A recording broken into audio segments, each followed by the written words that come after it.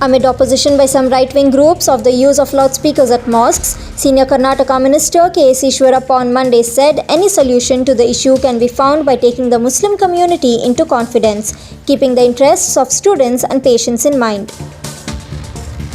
Maharashtra Navnirman Sena chief Raj Thackeray last week demanded that loudspeakers of mosques should be shut down. If this is not stopped, there will be speakers outside mosques playing Hanuman Chalisa at higher volume, he had said in Mumbai. Stating that it is not a competition to play Hanuman Chalisa on loudspeakers to counter its use at mosques and it may lead to conflict between communities, Eshwarappa advised Muslim leaders to see to it that speakers are limited to their places of worship and do not disturb people living in surrounding areas.